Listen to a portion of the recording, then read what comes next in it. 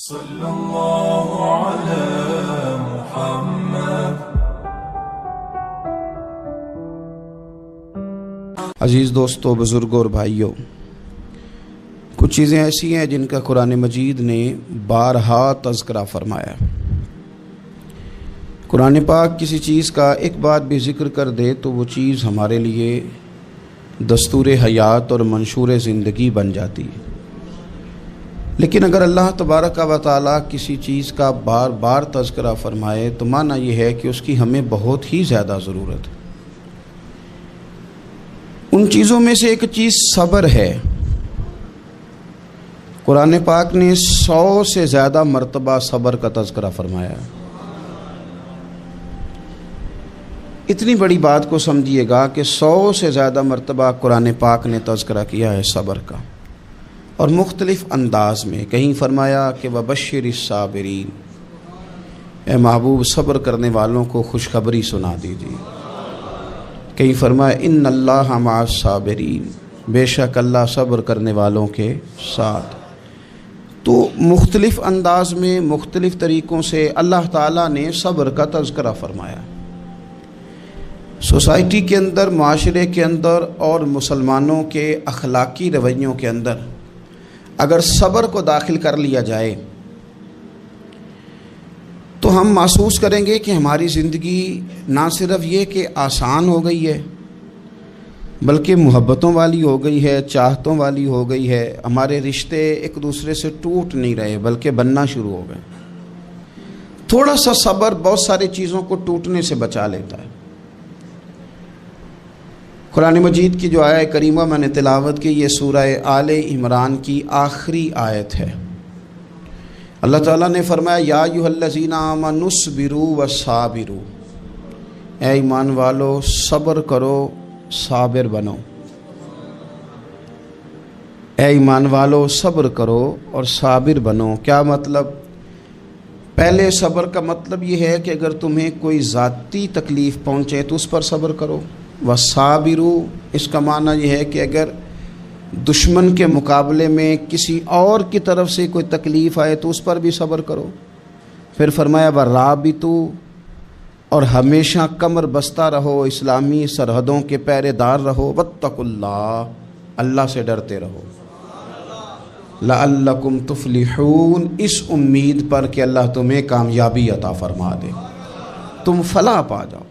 یا ایھا الذین آمنوا اصبروا وصابروا، اے ایمان والو صبر کرو اور صابر بنو۔ صبر کرو، صابر رہو، یعنی جو ذاتی تکلیف آئے اس پر بھی صبر کرو۔ اور مصابرہ کا معنی سامنے سے آنے والی تکلیف۔ اگر بیماری آ گئی، کوئی پریشانی آ گئی، کہیں کوئی اپنا دنیا سے چلا گیا تو یہ ذاتی تکلیف ہے، اس پر بھی صبر کرنا۔ اور اگر اپنوں نے، بیگانوں نے کوئی تکلیف پہنچا دی، کوئی اذیت دے دی، وہ اذیت کئی صورتوں میں ہو سکتی ہے۔ تانا بھی ایک اذیت ہے، طنز بھی ایک اذیت ہے، کسی شخص کے بارے میں غلط کلمہ کہنا بھی ایک اذیت ہے، اور مقابلے میں کھڑے ہو جانا، لڑائی کرنا، یہ بھی ایک اذیت ہے۔ اس پر بھی صبر کرو۔ ورابطوا، اور اس طرح کرو کہ کمر بستہ رہو، جد و جہد کرتے رہو۔ واتقوا اللہ، اللہ سے ڈرو۔ لعلکم تفلحون، تاکہ تم کامیاب ہو جاؤ۔ صبر جب آپ کرتے ہیں نا، اور صبر کا ارادہ کرتے ہیں، تو اللہ تعالیٰ صبر کی توفیق بھی عطا فرماتا ہے۔ ہم نے یہ دیکھا ہے کہ ہمارے پاس نعمتوں کی کمی نہیں، ہمارے فریزر خوراک سے بھرے ہوئے ہیں، ہمارے دسترخوانوں پہ انواع و اقسام کی چیزیں چنی ہوئی ہیں، ہماری الماریوں میں کئی ہمارے لباس تیار شدہ لٹکے ہوئے ہیں، ہماری جیبوں میں ہماری ضرورت کا سرمایہ اللہ نے ہمیں دے دیا ہے۔ لیکن اس کے باوجود جو لوگ ایک دوسرے سے پیار نہیں کر پا رہے، جو ایک دوسرے کے قریب نہیں جا پا رہے، تو اس کی وجہ یہ ہے کہ صبر نہیں رہا، حوصلہ نہیں رہا، کسی چیز کو برداشت کرنا ہمارے مزاج کا حصہ ہی نہیں رہا۔ اور پھر چونکہ امت مسلمہ نے انقلاب برپا کرنا تھا، دنیا کو پیغام حق دینا تھا، اگر ان کے اندر حوصلہ ہی نہیں ہوگا، اگر انہیں صبر ہی نہیں کرنا آئے گا، استقامت ہی نہیں ہوگی، کہیں رکنا ہی نہیں آئے گا، تو یہ میدانوں کو سر کیسے کریں گے؟ کامیابیاں کیسے ان کا مقدر بنیں گی؟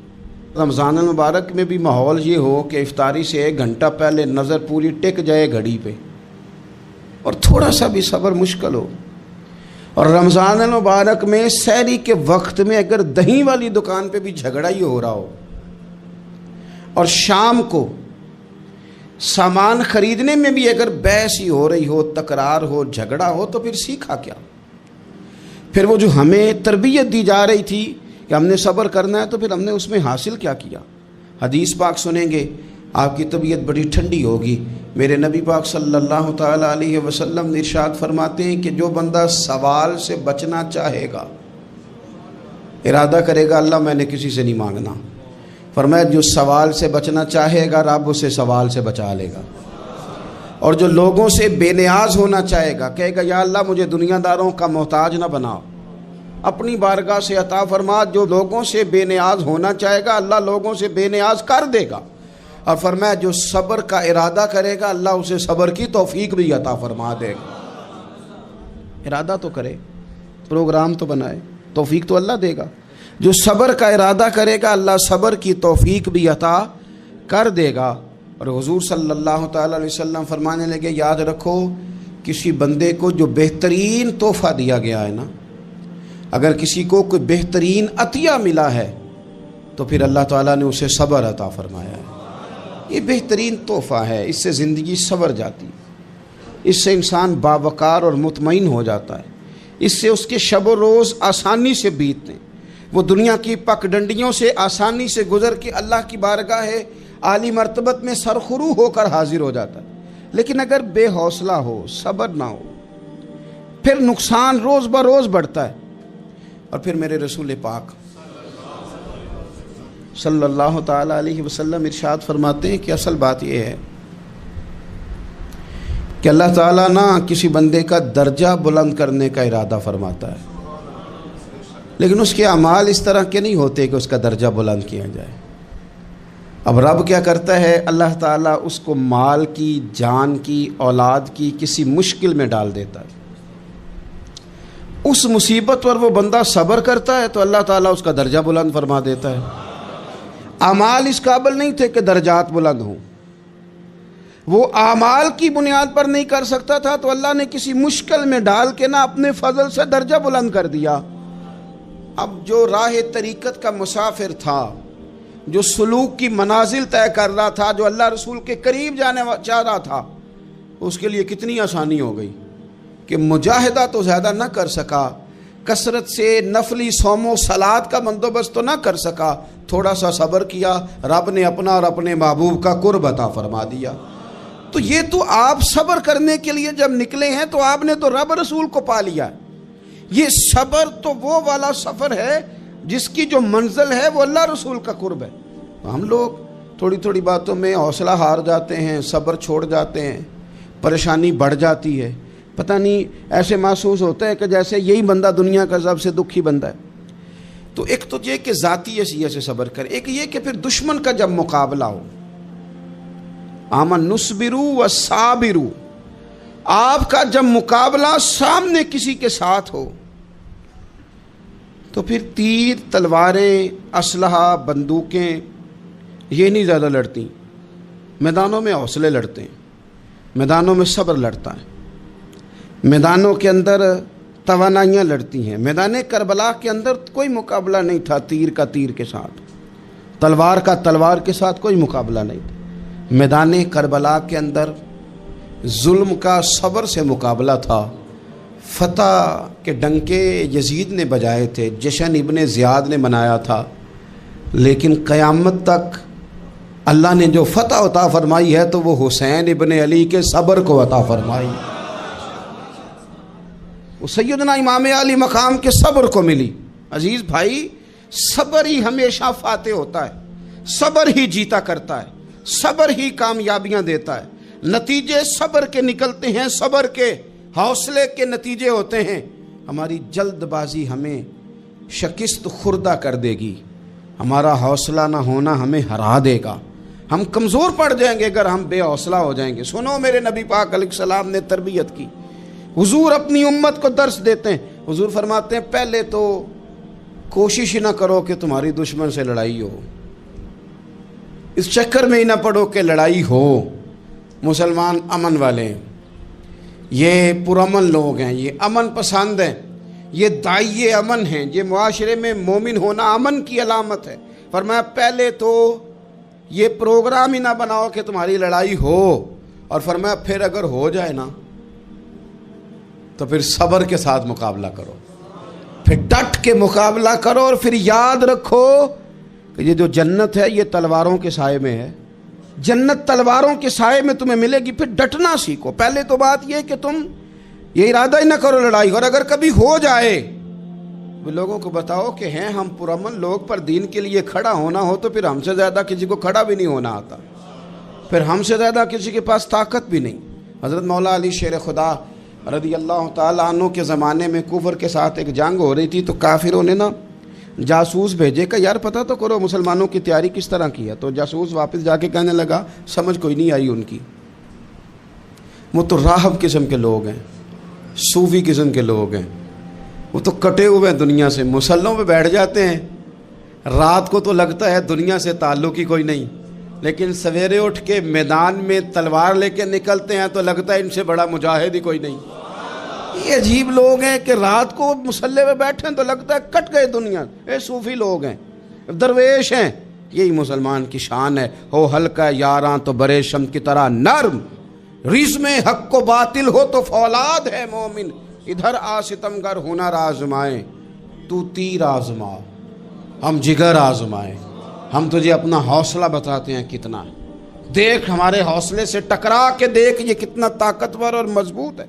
तो अजीज़ भाई, अगर ज़िंदगी में आपको सब्र करना आ गया, मैं बड़े दिनों से ये उन्वानात बयान कर रहा हूँ, और आज तो खुसूसी तौर पर रमज़ान शरीफ के इस जुमे में मैं अपील करना चाहता हूँ आपसे कि कमज़ोर बातें करनी छोड़ दें, मायूसी के जुमले अपनी ज़िंदगी से निकाल दें। हम मुसलमान हैं। आप बीमार हो गए हैं तो ये भी खुदा का फ़ज़ल है, गुनाह माफ़ होंगे। अगर अल्लाह ताला ने फ़कीर बना दिया, गरीबी आ गई है, तो ये भी फ़ज़ल है, अमीरों से पहले जन्नत में जाएंगे। अगर अल्लाह तबारक व तआला ने किसी जगह आपको मकान नहीं दिया और दूसरे को दे दिया है, तो आप वो लोग हैं जो अजीम सुन्नत अदा कर रहे हैं सैयदना बिलाल हबशी की। अगर किसी जगह कोई कमज़ोरी आ गई है, कोई पीछे रह गए हैं, तो ये खुदा का फ़ज़ल है। अल्लाह ताला ने चाहा हमारे लिए जो फ़ैसला, तो हम उस पर राज़ी हैं। लेकिन अपनी ज़िंदगी में और शिकवे इतने बढ़ा लिए हमने, इतने बढ़ा लिए कि लोगों से शिकवे करते करते रब रसूल से भी शुरू कर दिए। ग़ुलाम भी कभी शिकवा करता है, आका का भी शिकवा होता है, बंदा भी कभी शिकवा करता है, रब का भी शिकवा होता है, ये भी कभी होता है। आप न माने पर यह शिकवा है कि मैं बड़े डॉक्टरों के पास गया हूँ, आराम नहीं आया। न माने पर यह शिकवा है मैंने कभी किसी को सताया तो नहीं, पर मेरे हालात नहीं ठीक होते। आप न माने पर यह शिकवा है कि फ़लाने के पास दौलत ज़्यादा है, उसने पता नहीं वो आगे निकल गया और मैं पीछे रह गया। न माने पर यह शिकवा है। किससे कर रहे हो? रब रसूल से। ओ हस बोले ते ओदी मेहरबानी, असां ते लाड ही लड़ावने ने। किससे शिकवा कर रहे हो? खुदा के बंदो, गुलाम गुलामी करते हैं, तो शिकवे करते हैं कोई। हज़रत उम्मे सलमा रदी अल्लाह ताला अन्हा, शौहर का नाम है अबू सलमा, बेटे का नाम है सलमा। कहती हैं मैं, मेरा शौहर, मेरा बेटा, तीनों, छोटा बेटा मेरा, हम निकले मक्का मुकरमा से मदीना तैयबा जाने के लिए। एक की बेटा है, ख़ानदान जमा है, शौहर की गोद में बेटा, ऊँट के पीछे मैं। फरमाती हैं मदीने की सरहद आ गई तो मेरे मेके वाले आ गए, कहने लगे अबू सलमा नहीं ले जाने देंगे मदीने अपनी बेटी को। मैंने कहा मैं मुसलमान हूँ, मैं तो अपने शौहर के साथ मदीने जाऊँगी। उन्होंने कहा नहीं जा सकते, तूने जाना है तो जा, हमारी बेटी नहीं जाएगी। ज़बरदस्ती मुझसे उन्होंने मुझे मेरे शौहर से अलग किया। कहती हैं फिर मेरे शौहर के कबीले वाले आ गए, वो कहने लगे अगर तुम अपनी बेटी को नहीं ना जाने देते तो ये जो हमारा पोता है ये हमारी नस्ल है, तुम्हारा नहीं, इसे हम नहीं जाने देंगे। वो बच्चा अपनी तरफ खींचते थे, मैं अपनी तरफ खींचती थी, मदीने की सरहद पे। ये झगड़ा ज़मीन के लिए नहीं हो रहा, मकान के लिए नहीं हो रहा, हुजूर के मदीने जाने के लिए हो रहा। حضور کے مدینے جانے کے لیے ہو رہا، مدینے جانے کے لیے ہو رہا۔ لنگ کئی مہینے تے برس گئے تے تیری دید نو دیدے ہی ترس گئے۔ انہوں نے بچہ کھینچا، میں نے اپنی طرف کھینچا، میرے بچے کا بازو اتر گیا۔ فرماتی ہیں میرے شوہر مدینے چلے گئے، بیٹا میرا میرے سسرال والے لے گئے، مجھے میکے والے لے گئے۔ آج بھی کچھ سیانے بندے کہتے ہیں اس کو نکال دو اور بچے چھین لو۔ ان کا بھی خیال تھا کہ بیٹا لے جائیں گے نا تو ابو سلمہ بھی مدینے سے واپس آ جائے گا، یہ بھی واپس آ جائے گی۔ اور یار اتنا بڑا بھی ظالم کوئی نہیں ہوگا جو ماں باپ سے بچے جدا کرے۔ فرماتی ہیں کہ وہ لے گئے چھین کے، میں میکے چلی گئی۔ لوگ روٹی کھاتے تھے، میرے حلق سے نہیں گزرتی تھی۔ زمانہ سویا کرتا تھا، میں سو نہیں پاتی تھی۔ بیٹا کہاں، شوہر کہاں، میں کہاں۔ ام سلمہ کتنی دیر تکلیف کاٹی؟ جناب ام سلمہ کہنے لگی لوگوں 1-2 دن نہیں، پورا سال بیت گیا، پورا سال، پر جے سونا ہی میرے دکھ وچ راضی، جے سونا ہی مارو مارو مینو مار مکاؤ، میں کوئی عذر نہ پیش لے آواں، او جے سونا ہی میرے دکھ وچ راضی، پھر سکھ نو چلے ڈاواں۔ فرمایا سال بیت گیا، لوگ صبح اٹھ کے کام کاج پہ لگ جاتے، کپڑے بدلتے، ڈیوٹیاں کرتے، اور میں سویرے اٹھ کے اس جگہ آ جاتی جہاں میرا شوہر اور میرا بیٹا بچھڑا تھا۔ میں سارا دن روتی، آہوزاری کرتی، حضور کے مدینے کی طرف منہ کر کے میں تڑپتی۔ سال بیت گیا، سال، ایک ہفتہ نہیں نکلتا بچوں کے بغیر۔ بڑے بڑے سیانے لوگ پردیس جاتے ہیں تو بچوں کی فوٹو دیکھ دیکھ کے روتے ہیں، لیکن کہتی ہیں ماں تھی، بیٹا بچھڑا اور پھر بیٹا بیمار ہو اور ماں سے جدا ہو، کتنی تکلیف کا منظر ہے۔ آپ فرماتی ہیں کہ 1 سال بیت گیا اور میں نے کسی کی منت نہیں کی، میں نے کوئی شکوہ نہیں کیا، اس لیے کہ جس حال میں رب و رسول رکھیں۔ یہ حوصلہ، یہ صبر، یہ توانائی 1 سال کے بعد میرے چچا کا بیٹا میرے پاس سے گزرا، تڑپتے دیکھ کر کہنے لگا میری بہن تو سارا دن روتی رہتی ہے۔ تو میں نے کہا بھائی تمہیں کیا بتاؤں، اس کا شوہر چلا جائے، بیٹا جدا ہو جائے، وہ کیا کرے گی؟ فرماتے اس نے جا کے میرے باپ سے، اپنے والد سے، میرے خاندان والوں سے کہا اس کی سزا کب ختم ہوگی؟ اس غریبنی کا قصور یہ ہے کہ یہ مدینے والے کا کلمہ پڑھتی ہے، اس کی غلطی یہ ہے کہ یہ مسلمان ہو گئی ہے، دین حق قبول کر لیا ہے، کیوں نہیں تم خیال کرتے؟ کہتے ان کے دل نرم ہوئے، وہ رضامند ہوئے مجھے مدینے جانے پہ۔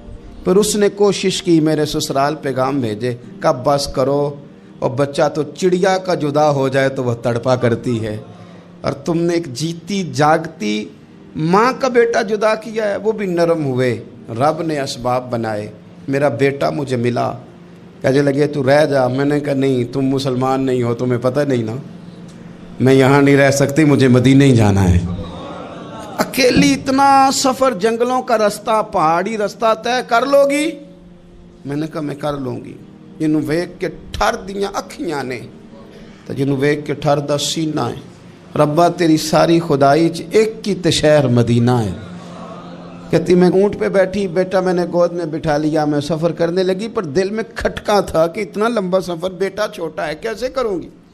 کہتے مجھے عثمان بن طلحہ مل گئے، کہنے لگے کہاں جا رہی ہو بہن؟ میں نے کہا مدینے۔ کہنے لگے اکیلے جاؤ گی؟ میں نے کہا جانا تو ہے نا، کوئی ساتھ چلے نہ چلے پر شہر رسول تو جانا ہے نا۔ آپ فرماتی ہیں میں نے عثمان بن طلحہ سے نیک بندہ کوئی نہیں دیکھا، میرے اونٹ کی لگام تھام لی۔ جب مجھے اونٹ پہ بٹھاتے تھے نا، اونٹ بٹھا کے چلے جاتے تھے، میں بیٹھ جاتی تھی تو آ کے لگام تھامتے تھے۔ جب کہیں مجھے اتارتے تھے تو اونٹ بٹھا کے چلے جاتے تھے، میں اتر جاتی تھی تو اونٹ کو باندھتے تھے۔ سونا ہوتا تھا تو اونٹ بٹھا دیتے، میں اتر جاتی، وہ دور جا کے لیٹ جاتے۔ فرماتی تھی پھر میرے لیے میرے رب نے اسباب پیدا کیے اور میں مدینہ پہنچی، میں شوہر سے ملی، اور لوگوں میرے نصیب دیکھو، میں رہنے کہاں لگی؟ حضور کے مدینے میں، شہر رسول میں، شہر رہ پائے نظر ہوش میں آ، یہ کوہ نبی ہے، میں حضور کے حرم کی زمین اور قدم رکھ کے چلنا، ارے سر کا موقع ہے او جانے والے، مدینے کے خطے خدا تجھ کو رکھے، غریبوں فقیروں کے ٹھہرانے والے۔ کہتی ہے میں وہاں بسنے لگی۔ آپ فرماتی ہیں مسلمانوں، شاید مجھ سے زیادہ تکلیف کسی نے نہ سہی ہو، پر دیکھو 1 سال پورا میں تکلیف میں رہی، اور جب میرا صبر سال کو پہنچا، صبر کی عمر 1 سال ہوئی، تو پھر رب نے بندوبست کیا، پھر میرے گھر والے بھی نرم ہو گئے، سسرال والے بھی نرم ہو گئے، رب نے میرے آنے جانے کے لیے ایک بندے کا بندوبست بھی فرما دیا، پھر میرا شوہر تک بھی میں پہنچ گئی، مجھے مدینہ الرسول بھی نصیب ہوا۔ 1 سال میں نے صبر کیا تھا، رب نے مجھے مستقل مدینے کا ٹھکانہ عطا فرما دیا۔ لیکن جو بندہ صبر ہی نہ کر پائے، جو صبر ہی نہ، جو کہ جی بڑی دور سے آیا ہوں، بڑی دیر ہو گئی، بڑا ٹائم ہو گیا، کب جا کے مسئلہ حل ہوگا، وہ جو آپ نے بتایا تھا وہ تعویذ کب اثر کرے گا، وہ دعا کب قبول ہوگی، وہ فلانا معاملہ کب، بھئی یہ ڈیٹ تو آپ کو رب رسول ہی دے سکتے ہیں، بندہ تو کوئی اطلاع ہی دے گا، پیغام ہی دے گا، دعا ہی کرے گا۔ اگر زندگی میں حوصلہ ہی نہیں ہوگا، اگر آپ کو یہ قرار ہی نہیں آئے گا، ٹھہرنا ہی نہیں آئے گا کسی میدان میں۔ دیکھیں کچھ ایسی اذیتیں ہوتی ہیں جو اذیت ناک ہوتی ہیں، لیکن اگر غلامی میں آ جائے نا آپ، تو وہ اذیت ناک نہیں ہوتی، اس چبن میں مزہ آنے لگتا ہے۔ کئی درد بھی مزیدار ہوتے ہیں، کئی درد بھی، کبھی زخم ٹھیک ہونے پہ آ جائے نا تو اسے چھیڑو تو مزہ آتا ہے، اس لیے کہ کچھ درد بھی مزیدار ہوتے ہیں۔ آتش سے کسی نے کہا تو روتا بڑا ہے، اس نے کہا محبوب کی یاد میں تڑپتا ہوں، ابھی تو ایک دل ہے، میرے تو خواہش تھی کبھی 2 ہوتے نا تو صحیح کر کے تڑپتا۔ رب نے دل ایک بنایا، کہتا وہ مزہ دیا ہے تڑپ نے، کہ میری آرزو ہے یا رب میرے دونوں پہلوؤں میں دل بے قرار ہوتا۔ درد میں بھی مزہ ہے، پر شرط یہ ہے کہ لوگ درد میں بھی جینا سیکھیں۔ ہم نہ آرام میں جینا چاہتے ہیں، پنکھے کے نیچے جینا چاہتے ہیں، کاش کہ ہمیں صحرا میں بھی نیند کا مزہ لینے کا طریقہ آئے، پھر زندگی کے سارے راستے آسان ہیں، پھر اقرا بھی مشکل نہیں۔ لیکن چونکہ حوصلہ نہیں، صبر نہیں، وہ والا قرار نہیں جو ایک مسلمان سے رب رسول کا مطالبہ ہے۔ حدیبیہ کے موقع پہ نا نبی پاک صلی اللہ علیہ وسلم نے جو شرطیں کافروں کے ساتھ طے کی تھی نا، حضور نے نور بصیرت سے کی تھی نا، تو انہی شرطوں نے پھر فتح کے باب کھول دیے۔ ان فتحنا لک فتحا مبینا۔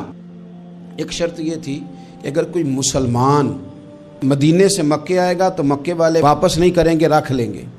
پھر غور کریں، کوئی مسلمان اگر مدینے سے مکے آئے گا تو مکے والے واپس نہیں کریں گے، اور اگر کوئی بندہ مسلمان اپنے آقا کی مرضی کے بغیر مسلمان ہو جائے اور وہاں سے وہ مدینے آئے گا تو حضور پناہ نہیں دیں گے۔ تو میرے بھائی، محبوب کی طرف سے آنے والا نہ صرف سوکھ ہی نہیں قبول کرنا چاہیے، دکھ بھی قبول کرنا چاہیے، دکھ بھی قبول کرنا چاہیے۔ ہمارا یہ مسئلہ ہے کہ ہم نہ میٹھی میٹھی کے قائل ہیں، کڑوی کڑوی کے قائل نہیں۔ اگر وہ کبھی دکھ دے نا تو محبوب کا دکھ بھی سکھ سمجھ کے قبول کرو۔ ہاں اس کی طرف سے کانٹا ہے کبھی تو اسے پھول سمجھ کے قبول کرو، وہ چبھے گا نہیں، انشاءاللہ مزہ ہی دے گا، وہ قبول تو کرو نا۔ تو اب حضرت ابو بصیر رضی اللہ تعالیٰ عنہ ایک صحابی تھے، ایک تو حضرت ابو جندل رضی اللہ تعالیٰ عنہ تھے نا، تو وہ تو حدیبیہ میں آ گئے، حضور مجھے لے جائیں، تو نبی پاک نے فرمایا میں نے وعدہ کر لیا ہے، ان کو بھی حضور نے واپس بھیج دیا۔ اور یہ بیچارے نا اپنے آقا کی جیل توڑ کے مکے سے بھاگ کے مدینے آئے، یا رسول اللہ مجھے قبول کر لے، میں بھاگ آیا ہوں، وہ بڑا ظلم کرتے ہیں، مارتے ہیں، تکلیف دیتے ہیں۔ وہ آئے تو ادھر سے نا اس کے مالک نے 1-2 بندے بھی بھیج دیے رکا دے کے کہ یا رسول اللہ آپ کا تو وعدہ تھا کہ آپ بندہ رکھیں گے نہیں۔ یہ آئے اور رکا بھی آ گیا۔ اب ذرا منظر کو سمجھیں۔ ہمارا تو یہ مسئلہ ہے کہ کہتے ہیں کہ میری 99 باتیں مانی ہیں، ایک نہیں مانی، لہذا میرا تعلق ہی کوئی نہیں۔ لیکن یہاں کیا کیفیت ہے؟ بندہ رو رہا ہے، تڑپ رہا ہے، حضور میں مار سے بچتا ہوا آیا ہوں، جیل توڑ کے آیا ہوں، مجھے قبول کر لیں۔ ادھر رکا آ گیا کہ آپ کا وعدہ تھا رکھیں گے نہیں۔ اب یہ کتنا مشکل مسئلہ ہے، لیکن رسول پاک علیہ السلام نے فرمایا ابو بصیر میں نے وعدہ کیا یار تجھے واپس جانا پڑے گا۔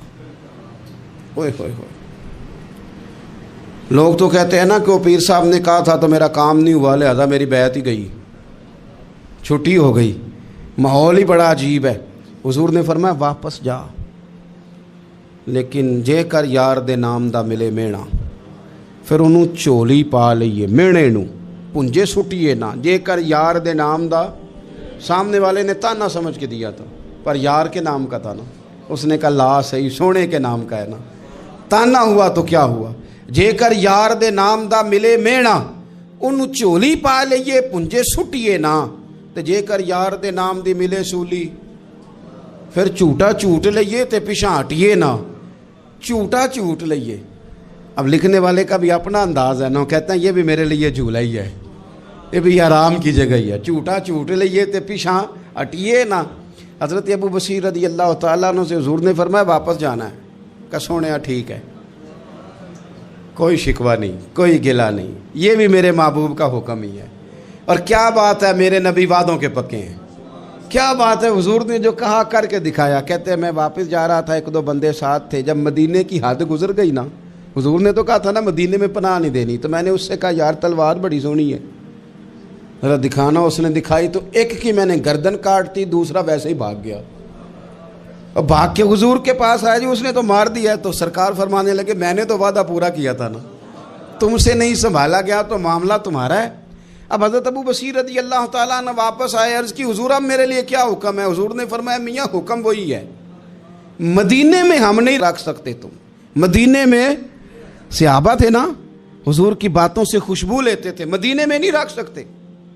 حضرت ابو بصیر کہتے ہیں میں مدینے کی سرحد سے نکل گیا، اس جگہ چلا گیا جو نہ مکے کی ریاست میں تھا نہ مدینے کی، ایک مقام ایس تھا جہاں میٹھے پانی کے کنویں تھے، وہاں رہنے لگا۔ حضرت ابو جندل کو پتہ چلا کہ ایک نیا ٹھکانہ بن گیا، وہ بھی جیل توڑ کے آ گئے، 70 بندے آ گئے، وہاں سے قافلے گزرتے تھے کافروں کے، یہ بھی مسلمانوں کو تنگ کرتے تھے، اگر مکے سے کوئی قافلہ گزرتا تھا تو ہم نے بھی ان کو پکڑا، کافر کا مال مال غنیمت اسباب بن گیا۔ اور وہ جب قافلہ لے کے آتے تھے تو ڈرے ہوتے تھے، اور ان کو تو ستایا تھا نا، کہتے ہمیں ستایا بڑا تھا، ہم تو انقلابی بن گئے تھے، ہم تو رکھ لیتے نا، بڑی منت کرتے، بڑی جان مشکل سے چھڑاتے، 70 بندے ہو گئے، پھر 300 ہو گئے۔